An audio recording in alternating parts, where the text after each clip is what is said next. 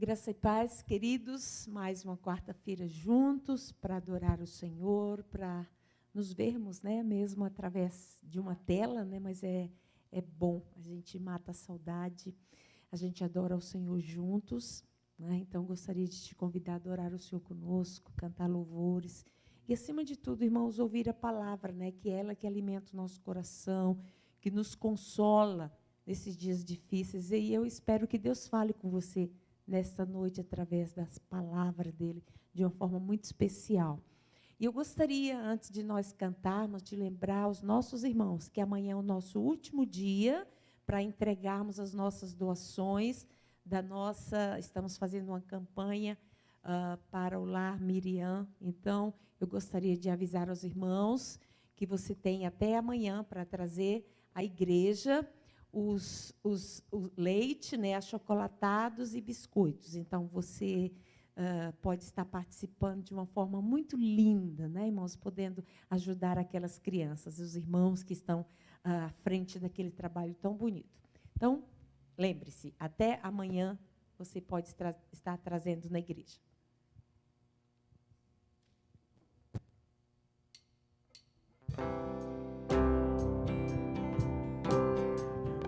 Espírito do Senhor, que enche a nossa vida, nos enche do seu poder, para que nós possamos adorar o seu nome.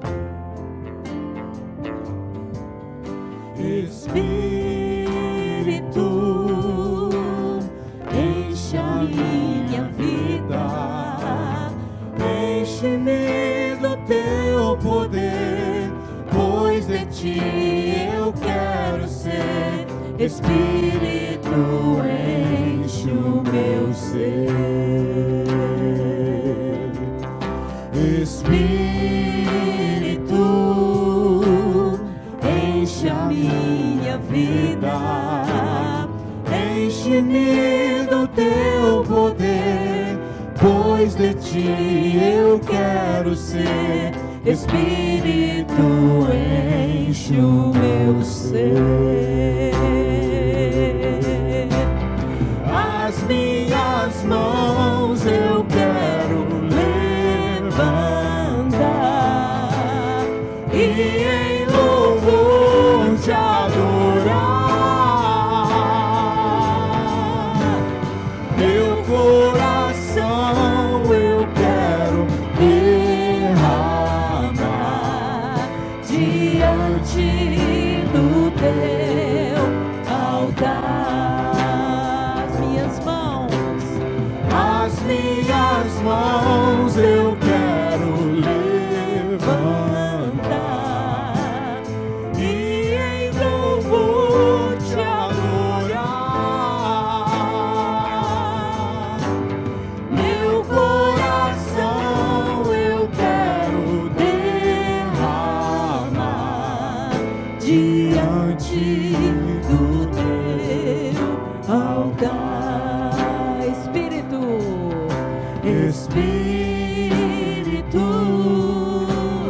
enche a minha vida, enche-me do teu poder, pois de ti eu quero ser. Espírito, enche o meu ser. As minhas mãos eu quero levantar e em louvor te adorar. Meu coração eu quero derramar diante do teu altar. As minhas mãos eu quero levantar e em louvor te adorar. Meu coração eu quero derramar diante do teu altar. Diante do teu altar.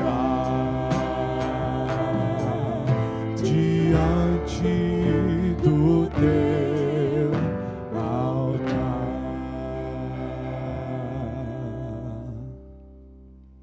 Vem, derrama paz, a bênção sobre o povo, nós que nos chamamos pelo nome do nosso Deus, né, queridos? Por tudo que Ele tem feito na nossa vida, por tudo que Ele vai fazer, nós vamos adorá-lo.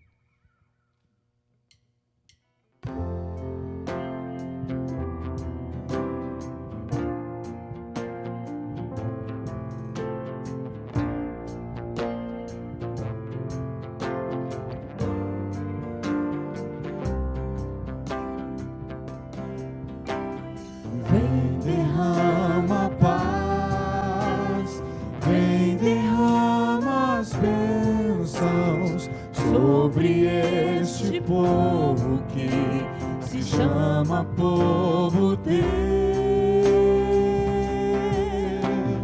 Dá-nos teu amor, dá-nos tua força, para que tentações não venham a nos desviar.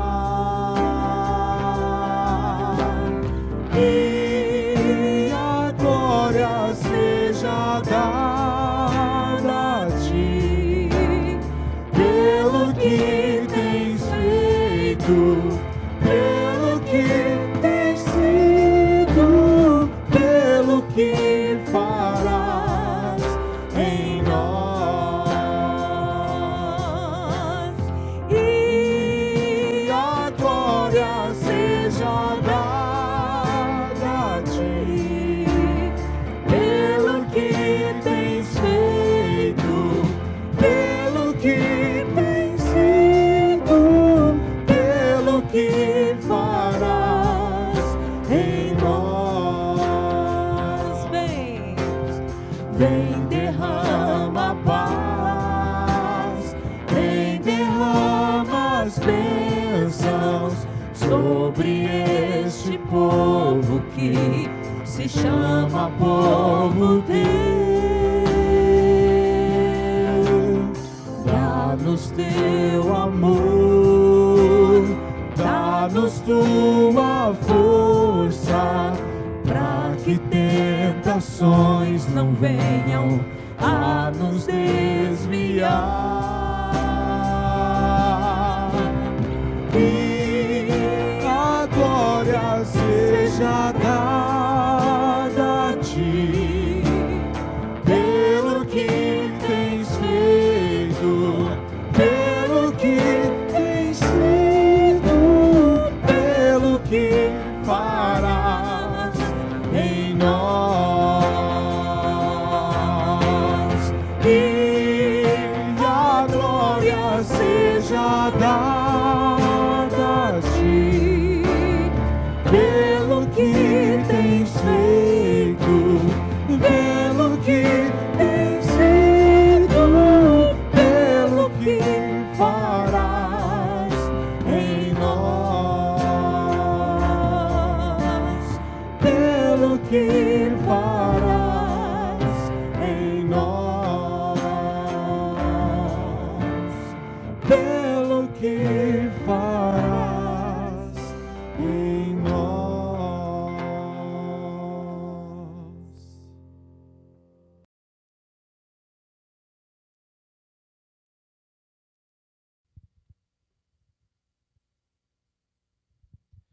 Boa noite, meus irmãos, a graça e a paz. E aí, preparando para lermos a palavra e dizendo e reconhecendo que é um privilégio estarmos juntos mais uma vez, mais uma quarta-feira, mesmo continuando à distância, mesmo não podendo nos reunir, temos aí o privilégio de, através da forma eletrônica, nos encontrarmos ao redor da palavra. E nesses dias eu tenho trabalhado com vocês um tema que para mim é interessante. Tenho trabalhado inúmeros personagens das Escrituras Sagradas que tiveram medo em algum momento da vida tiveram medo. E quando a gente olha nas Escrituras, nós veremos o medo aparecendo pela primeira vez, quando o homem perde a segurança do jardim do Éden. Quando ele perde a sua inocência na presença de Deus e passa a ter entendimento do fato de ter pecado, da sua nudez e de ter quebrado a comunhão existente, a liberdade existente entre ele e o seu Criador. E aí falamos de alguns personagens bíblicos, aqueles que nos acompanham falamos de Abraão, falamos de Isaac, falamos alguma coisa de Josué, e hoje eu quero falar sobre Elias. Elias foi um grande profeta num período em que Israel vivia uma grande escuridão espiritual, mais ou menos 900 anos antes de Cristo, quando Acabe, que casara com uma filisteia, era rei em Israel. Acabe era um rei manobrado, chantageado por esta filisteia com quem ele casara, e foi um período de muita perseguição aos profetas, de morte aos profetas do Deus Jeová, e muitos dos profetas tiveram de se esconder, o restante teve de se esconder. Nós temos lá o relato dos profetas que foram escondidos para que as suas vidas fossem protegidas. E nesse período Elias estava atuando como o porta-voz de Deus, fazendo frente e denunciando toda aquela situação de prostituição espiritual em Israel. Ele fez o enfrentamento dos 400 profetas de Baal, que eram falsos profetas, eram movidos por espíritos demoníacos, e Elias faz o enfrentamento destes homens, e eles são derrotados. É claro que, quando nós lemos as Escrituras, nós encontramos práticas que em nossos dias hoje não seriam possíveis. Mas nós temos que pensar que Israel era um estado teocrático, onde a lei imperante era a lei de Deus, onde os reis deveriam administrar o seu país a partir da lei de Moisés. E os profetas, nos é dito, vocês verão daqui a pouco, que Elias participou da matança desses profetas falsos, e isso lhe trouxe consequências. E eu quero ler com vocês a partir de 1 Reis, capítulo 19, a partir do verso 1, onde nós lemos assim: Acabe fez saber a Jezabel tudo quanto Elias havia feito e como matara todos os profetas à espada, os profetas de Baal, dos quais eu falava. Então Jezabel mandou um mensageiro a Elias a dizer-lhe: façam-me os deuses como lhes aprouver, se amanhã a estas horas não fizer eu a tua vida como fizeste a cada um deles. Ou seja, se eu não te matar, que eles me matem, pois eu vou te matar. Temendo, pois, Elias, levantou-se para salvar a sua vida, se foi. E chegou a Berseba, que pertence a Judá, e ali deixou seu moço, seu ajudante, o aprendiz de profeta. Ele mesmo, porém, se foi ao deserto, caminho de um dia, e veio, e se assentou debaixo de um zimbro, e pediu para si a morte, e disse: basta, toma agora, ó Senhor, a minha alma, pois não sou melhor do que meus pais. Os pais já tinham morrido, né? Então deitou-se, dormiu debaixo do zimbro, e eis que um anjo o tocou e lhe disse: levanta-te e come. Olhou ele e viu junto à cabeceira um pão cozido sobre pedras em brasa e uma botija de água. Comeu, bebeu e tornou a dormir. Voltou segunda vez o anjo do Senhor, tocou-lhe e disse: levanta-te, come, porque o caminho te será sobremodo longo. Levantou-se, pois, comeu e bebeu, e com a força daquela comida, caminhou 40 dias e 40 noites até Horebe, o monte de Deus. Eita, energético, né? Energético angelical. Ali entrou numa caverna, onde passou a noite, E eis que lhe veio a palavra do Senhor e lhe disse: que fazes aqui, Elias? Ele respondeu: tenho sido zeloso pelo Senhor, Deus dos exércitos, porque os filhos de Israel deixaram a tua aliança, derribaram os teus altares e mataram os teus profetas à espada, e eu fiquei só, e procuram tirar minha vida. Disse-lhe Deus: sai e põe-te neste monte perante o Senhor. Eis que passava o Senhor em um grande e forte vento, que fendia os montes e despedaçava as penhas diante do Senhor. Porém o Senhor não estava no vento.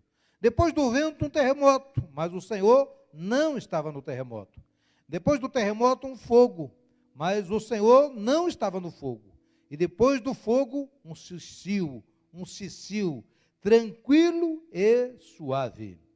Ouvindo, Elias envolveu o rosto no seu manto e saindo pôs-se à entrada da caverna. Eis que lhe veio uma voz e lhe disse: que fazes aqui, Elias? Ele respondeu, toda a conversa de novo. Ele disse: tenho sido em extremo zeloso pelo Senhor, Deus dos exércitos, porque os filhos de Israel deixaram a tua aliança, derribaram os teus altares, mataram os teus profetas à espada, e eu fiquei só e procuram tirar minha vida. Disse-lhe o Senhor: vai, volta ao teu caminho para o deserto de Damasco, e em chegando lá, unge a Azael, rei sobre a Síria. A Jeú, filho de Ninsi, ungirás rei sobre Israel, e também Eliseu, filho de Zafate, de Abel-Meolá, ungirás profeta em teu lugar. Quem escapar à espada de Azael, Jeú o matará. Quem escapar à espada de Jeú, Eliseu o matará. Também conservei em Israel 7.000, todos os joelhos que não se dobraram a Baal, e toda a boca que não o beijou. Até aqui, até o versículo 18. Então aqui, meus queridos, o Elias, o grande profeta, sentiu medo. E teve depressão a ponto de querer morrer. Ou seja, não foi só o medo, mas depois do medo veio uma profunda depressão. E ele quis morrer. Ele estava querendo que o Senhor o levasse, que o Senhor tirasse a sua vida. Isso tudo aconteceu após uma grande batalha espiritual, onde o Elias solito, sozinho, ele enfrenta os 400 profetas de Baal no Monte Carmelo. E apesar, de fato, do Senhor honrá-lo, do Senhor fazer cair fogo do céu e consumir o altar, não só consumir o altar que ele levara, mas também as pedras e tudo aquilo que estava ao redor ali, com água, enfim. E logo depois aqueles profetas falsos são destruídos numa tentativa de expurgar de Israel todo aquele desvio das escrituras existentes, das orientações existentes, das revelações que o povo de Israel já tinha naqueles dias. E quando Jezabel, a filisteia, esposa do rei Acabe, soube do que acontecera, porque aqueles profetas eram por ela protegidos, alimentados, sustentados, ela ameaça Elias. Ela diz: olha, até amanhã à noite eu quero dar um jeito na tua vida. E o Elias, ele sente medo e ele foge. E ele vai até uma determinada altura, onde ele deixa o seu moço, aquele seu ajudante, ou seja, fica aqui, porque agora encerrou a missão, eu vou seguir sozinho o meu caminho, e certamente ele não explicou, mas olha, certamente eu vou para o deserto para não mais querer voltar.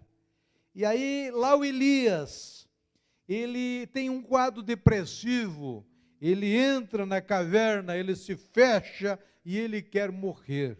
E quando consultado da sua condição, da parte de Deus, ele apresenta os seus argumentos, que eram de fato argumentos sólidos, mas que eram também queixosos, e eram de alguém que andara sozinho por muito tempo, de alguém que se sentia sozinho, alguém saudoso, desamparado, e ele queria morrer. Mas ele não quis morrer na mão de Jezabel. Ele quis morrer e que o Senhor o levasse, que o Senhor encerrasse aquela jornada que estava pesada, aquela jornada que estava cansativa. E eu acho muito interessante que ele é visitado e o Senhor o visita, o anjo o alimenta com um pão extraordinário, um energético que lhe dá condição de andar 40 dias e 40 noites. Quem está cansado, quem está com fome, precisa ser alimentado, precisa de alimento. Isso aí nós já sabemos. Agora, o alimento, o pão em si, não curou a sua alma, não curou a sua angústia. O pão, o alimento, ele enche a nossa barriga, ele traz nutrientes para o nosso organismo, e o Elias aqui recebeu um energético extraordinário, energético espiritual, angelical, que o faz andar 40 dias e 40 noites, uma energia tremenda, mas a sua alma não está curada, a sua angústia continua. Então, quando lá ele mais uma vez se encontra com o Senhor, e o Senhor se revela, e é interessante que nos é apresentado um quadro, onde o Elias sai na boca da caverna para olhar lá fora, e então há ali diferentes manifestações, que poderiam ser consideradas divinas, né? Um vento que fendia as rochas, que arrancava pedaços de pedra, mas o Elias vê, observa, e não sente nada, e não vê nada. Ele diz, o Senhor não está nisso, o Senhor não se manifestou, ele não sentiu.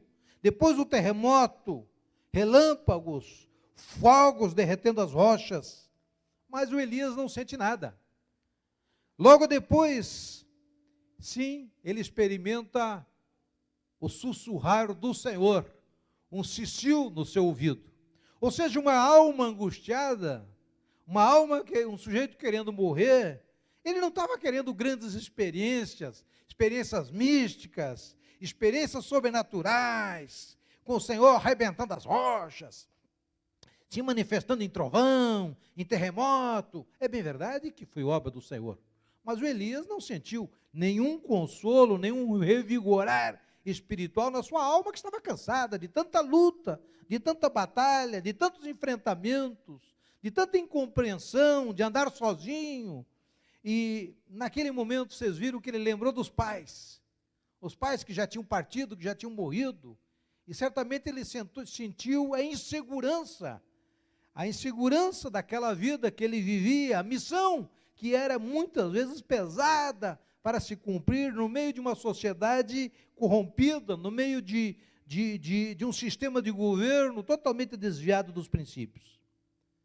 E eu acho muito lindo que, após ele ouvir o cicio, ou seja, a ministração do Senhor no ouvido dele, a sua alma parece que se aquieta. E então Elias volta à sua plenitude, ele se aquieta.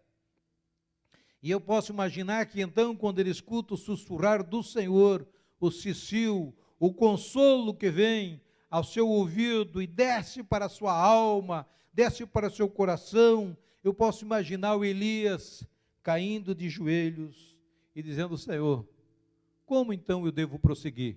Como eu posso continuar? Como fazer, Senhor? Por favor, Senhor, misericórdia. E então o verso 15 lido, diz o Senhor: vai e volta ao teu caminho. Vai e volta ao teu caminho. Ou seja, Deus não aceitou os argumentos de Elias sobre sua fuga, sobre seu desânimo, mas ele deveria voltar o caminho de onde veio. Toda aquela jornada de dias pelo deserto, ele deveria voltar. Volta lá, de onde você veio. Ou seja, enfrenta a situação. Geralmente, a fuga não é a solução.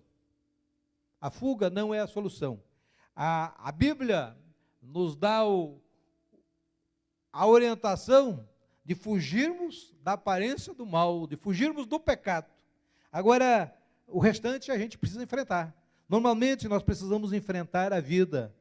E a fuga, poucas vezes, é a solução para as nossas angústias, para os nossos problemas, para as nossas frustrações. Então o Senhor diz a ele: olha, Elias, volta lá, o teu caminho, de onde você veio. E aí, o Elias recebe de Deus uma missão, e uma missão tríplice, verso 16 e 17. Obrigado, André. Obrigado. O Elias, podemos imaginar o Elias já um pouco envelhecido, como eu disse, cansado da jornada, de duras missões como profeta, de enfrentamentos, de cansaço, de incompreensão, de medo, depressão, agora ministrado pelo Senhor, e ele precisava ser revigorado na sua missão, no seu chamamento, na sua vocação, e o Senhor agora lhe dá uma missão, uma tríplice missão. Diz lá o verso 15, que ele deveria ir à Síria, ungir Azael como futuro rei da Síria. E eu acho muito bonito, quando eu estava estudando esse texto, achei muito bonito que a Síria já foi tão próxima de Israel, a Síria já em determinados momentos foi inimiga, mas aqui tão próxima a Israel, das coisas do Senhor, que ela tem o privilégio de ter um rei ungido pelo grande rei, pelo grande profeta Elias, e é dito que Azael participaria do combate à idolatria dos falsos profetas. Vai lá na Síria e unge Azael rei. Grande missão, linda missão para um profeta. Unge Jeú, rei sobre Israel, em lugar do Acabe, do pervertido marido da Jezabel, pervertido espiritualmente. Unge ele lá. É claro que ungir um rei também era um risco, porque quando o antigo rei era sabedor, era quando ele se tomava conhecimento de que o novo rei tinha sido ungido, o profeta corria riscos e o novo rei também corria riscos. Você lembra que eu falei há uns dias atrás da situação de Davi, quando Davi era perseguido por Saul e também sentiu medo. E além do mais, ele disse, olha, vai lá, unge Azael, unge Jeú, rei sobre Israel, e agora você vai lá e unge a Eliseu, um sucessor para ti. Eliseu seria o sucessor de Elias. E esse trio continuaria a combater a idolatria na Síria e em Israel. E em lugar da autocomiseração, ele recebe aqui uma alta responsabilidade, ungir reis, ungir um sucessor. Então, meus queridos, é muito importante que a gente entenda que nós estamos envolvidos numa missão. Não é verdade? Todos nós, lá era o Elias, mas quando nós olhamos para as Escrituras, e quando nós olhamos as orientações dadas no Novo Testamento, especialmente no livro de Efésios, na carta de Paulo aos Efésios, nós entendemos que todos nós fazemos parte de uma missão, e somos membros de um corpo que está sendo formado, construído e edificado. Portanto, nós entendermos que fazemos parte de uma missão, de uma comissão da parte de Deus, nos faz sentir úteis e nos faz servir, faz-nos sentir ferramentas contundentes, ferramentas úteis para o reino. Porque às vezes os problemas, assim como Elias, os problemas nos cansam, as lutas nos cansam, temos medo das ameaças da vida, das situações da vida, somos humanos. E como eu disse, o medo acompanha o ser humano desde a entrada do pecado no jardim do Éden. E mais, verso 18, Elias é conscientizado de que não está só. Elias, como profeta, provavelmente ele acostumou a andar só. Ele assumia as responsabilidades, que tinha grandes riscos, e ele andava só, e muitas vezes ele não podia, e não teria como compartilhar com os outros, pois ninguém entenderia esse nível de missão, esse nível de intimidade que Elias tinha com Deus. E existem convicções que são únicas de uma pessoa. Às vezes é muito difícil compartilhar certas coisas, mas é muito importante. E o Elias acostumara-se a andar só, vira a perseguição aos profetas do Deus Jeová, a Jezabel matando os seus companheiros, e ele então chegou numa determinada altura que ele não encontrou mais ninguém da mesma fé, da mesma convicção, e ele se sentiu só. Ele entendeu que ele era o último dos moicanos, que ele era o último dos profetas. E aqui Deus lhe conscientiza de que ainda havia em Israel 7.000 adoradores que não haviam se inclinado aos falsos deuses, aos ídolos. Verso 18. Então eu estava pensando que 7.000 membros, já pensou que coisa linda? Ao menos umas 70 igrejas de 100 membros, que Elias não conhecia, com quem Elias não tinha nenhuma identificação. Então, certamente, meus irmãos, isto foi um bálsamo para quem se sentia incompreendido, só, de causas difíceis, cansado, envelhecido. Então, saber que tantos outros caminham a mesma caminhada de fé e lutas espirituais é muito importante. Às vezes, nas minhas visitas que eu faço às igrejas, eu falo um pouco da história da Evangélica Livre pelo mundo, da presença da Evangélica Livre em muitos países do mundo, e de algumas convenções que são grandes pelo mundo afora. Por exemplo, o Congo, na África, tinha lá uma convenção de 400 mil membros, há alguns anos atrás, da Evangélica Livre. Eu falo da presença da Evangélica Livre em Taiwan, eu falo da presença da Igreja Evangélica Livre na China, na Índia, e então as pessoas são animadas. Poxa, eu pensei que nós éramos uma denominação tão pequena no Brasil, e saber que temos tantos irmãos pelo mundo nos faz bem, não é verdade? Sabermos que temos tantos irmãos, sabemos que temos tantos irmãos de outras igrejas pelo mundo afora, lutando, batalhando e servindo ao Senhor, e que lutam a mesma batalha, e às vezes uma batalha muito mais ferrenha do que nós. Nós temos ouvido nesses dias que os irmãos da China têm passado por uma grande e uma nova perseguição. Lá no início da Revolução Comunista, em 29, os missionários todos tiveram que abandonar a China, e depois não se sabia o que tinha acontecido lá. Depois, quando descobriu-se, havia uma grande igreja emergente na China, milhões de pessoas, e esta igreja vem crescendo, e agora novamente vem sendo perseguida com muitas limitações. Então, mas é bom a gente saber que este evangelho está pelo mundo afora, e que muitos dos nossos irmãos têm batalhas graves, têm lutas graves, muito parecidas conosco, e que são seres humanos, e que muitos deles têm medo, e que nós temos uma missão também de orar por esses irmãos, seja da China, seja da Venezuela, seja do Paraguai, seja da Argentina, os nossos irmãos brasileiros, em tempos de pandemia, quando escutamos aí repetidamente que irmãos nossos são afetados, enfim.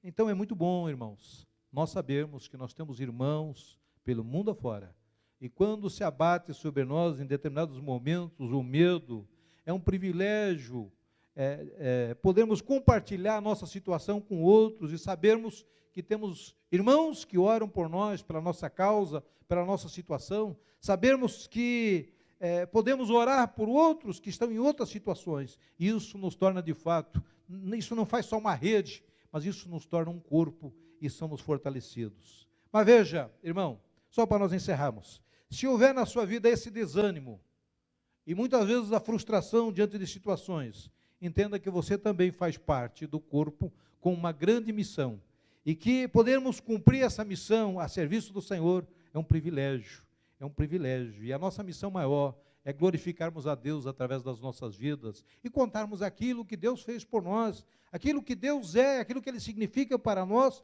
daquilo que está revelado nas Escrituras. Essa é a nossa missão, e assim vivamos para a sua glória, e que Ele sempre, certamente, há de vir em nosso socorro, para nos consolar, seja pela sua presença, seja pelas Escrituras, seja por uma música, seja por um livro, ou um irmão conversando conosco e consolando o nosso coração. Então, meu irmão, não se isole, mesmo que você não possa visitar, não possamos nos visitar uns aos outros, mas podemos nos comunicar, e podemos pedir, abrir o nosso coração, pedir que orem por nós, e nos fortaleçam, amém? Vamos orar? Senhor Deus e Pai, bendito o teu nome. Obrigado, Senhor, por mais um dia que o Senhor nos concede e pelo privilégio das Escrituras, estas que testemunham de tantos homens grandes e bonitos, mas também não esconde o fato de que estes grandes ícones das Escrituras, por vezes erraram. Nós falamos de Davi, do seu fingimento no momento do medo. Nós estamos falando aqui de Elias, este homem de grande intimidade com Deus, mas sentindo-se cansado, teve medo e ficou depressivo, inclusive com desejo de morrer, porque não via mais perspectiva e entendia-se derrotado, e único representante do Deus Jeová naquele contexto, lá 900 antes de Cristo. E o Senhor o consolou, lhe disse que havia tantos irmãos lá em Israel que batalhavam a mesma batalha. Então, Senhor, muito obrigado, porque também nós temos irmãos pelos rincões desse país, temos irmãos pelo mundo afora, Senhor, que lutam a mesma batalha, que vivem a mesma busca e que dependem da sua misericórdia e são orientados pelas Escrituras Sagradas. Então, Jesus, que a tua boa mão esteja sobre a nossa igreja, Igreja Evangélica Livre de Campo Mourão, que a tua boa mão esteja sobre as igrejas brasileiras, que a tua boa mão esteja sobre a nossa nação, e tem misericórdia, Senhor, da nossa nação, e que tu possas abençoar a nossa nação, abençoar os nossos governantes, seja prefeito, governador, autoridades, o nosso presidente, os ministros, Senhor, enfim, juízes, e que o Senhor opere e visite os seus corações. E nós, como igreja, temos a missão, Senhor, de orar uns pelos outros e nos sustentarmos na tua presença, Senhor, e assim podemos também experimentar a tua ministração, Senhor, da forma como o Senhor o quiser, seja através das Escrituras, seja através de uma música oriunda de um servo do Senhor, seja através do escrito de alguém que o Senhor usa, seja, Senhor, através daquele irmão que está ao nosso lado, aquele irmão que tem uma palavra de consolo, de direção. Então, muito obrigado, Senhor, porque não estamos sós, e porque o Senhor prometeu estar conosco todos os dias até a consumação dos séculos. E nós lhe agradecemos, Senhor, e nós adoramos em nome de Jesus. Amém? Paz, meus irmãos, Deus abençoe.